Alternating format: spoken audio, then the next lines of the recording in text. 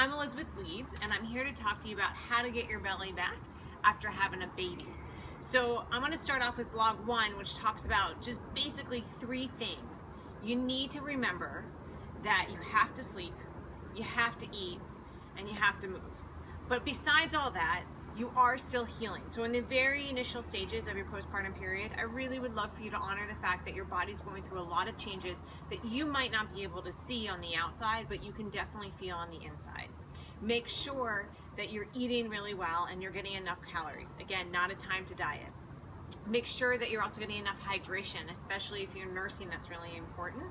The next element is sleep. Everyone's gonna find their own rhythm, and there are gonna be days where you get no sleep. Trust me, I have many of those.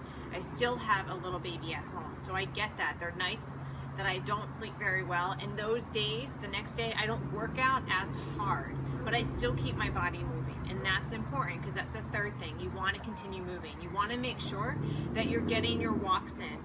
And the routine that I'm going to give you in blog 2 is something that's going to take maybe 10 minutes. If you don't have 10 minutes, go for 4 minutes. The goal is to stay on a path of routine, create a habit so that you can meet your goals. Now I'm going to back up a little bit more and say, as a physical therapist, I'm going to absolutely say that I feel like every postpartum woman absolutely deserves to get looked over by a doctor to make sure that their pelvic floor is okay to start working. If that pelvic floor is not doing its job like it should be, in other words, there's weakness, you can have other issues such as a feeling of heaviness in the vaginal area or in the pelvic area. If you're experiencing any of this, please go talk to your doctor about it, and these exercises may not be the best for you.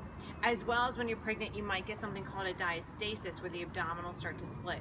If you have that, there are a lot of programs and routines that are wonderful out there, and I have a lot of patients who come to me that with these routines, and they just might need that extra guidance of a personal touch for me to look at their body, how to implement that routine.